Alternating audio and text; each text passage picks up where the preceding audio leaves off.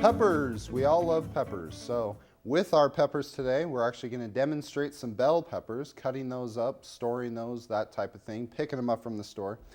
So with our bell peppers, I've noticed that being in the restaurants for a few years, that there's a lot of different ways to do this. So I'm going to show you a couple different ways today that I've learned that will actually kind of speed things up for you. So what we have is we have a green, we have a red, and we have a yellow bell pepper. Now the colors, don't be fooled by the colors. A lot of times the only difference is that they cost more.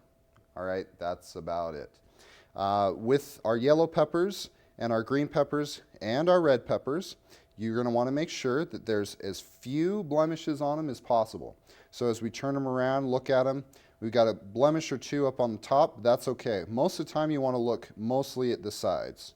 Okay, the sides, that area right there is mostly what we're going to use. Same thing in our green. Few blemishes as possible. Same thing on the yellow. Nice, bright, shiny skin and firm. Want them to be firm. Okay, so what we'll do is we'll start with our green. First way to clean this is we'll actually just take our knife, cut right through the stem, right through the side, boom, right down through the middle.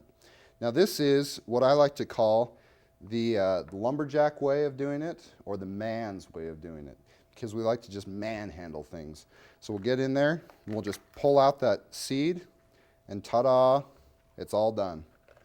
Okay, is it the most effective? No, because look at all the seeds that are left in there, and look at that, we still have some of the ribs, which, by the way, a lot of people think that the heat or the capsaicin, which makes the heat in peppers, is actually stored in the seeds, but it's not. It's actually in the ribs, or that white interior part of the pepper there. So if you cut the ribs out, yes, there's some capsaicin in the seeds, and yes, they are hot, but most of it is in those ribs. So get those ribs out, and you shouldn't have the same heat problem. So what we'll do is we'll demonstrate on the yellow one a more effective way of doing this.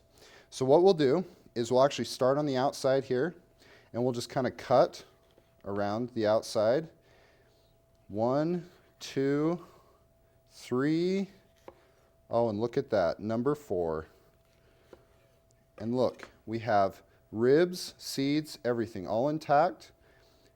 And we can actually just cut off that bottom part there, and we get rid of all the stuff we're not going to use. Oh, and look at that, no seeds, no waste. Love it. That's my favorite way of cutting the peppers up. Now, if you wanted to, say, julienne, or thinly do some thin strips of the pepper, we're going to go back to our knife skills for this one. So we'll go back to our 45-degree angle, keeping our finger against the edge of the knife, and just gradually tip on the board, doing rocking motions so it cuts those into those thin strips. Now these would be something that we would use for our fajitas, for maybe a salad, anything like that, those bigger, thinner strips. But say you wanted to put them into a rice dish, say you wanted to put them into a soup, and you wanted them to be smaller.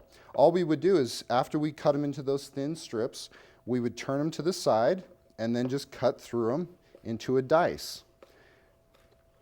This way, if we cut into this dice here, and we do it from our juliennes, or our thin strips, then hey, look at that, they all come out about the same size, because our juliennes came out about the same size.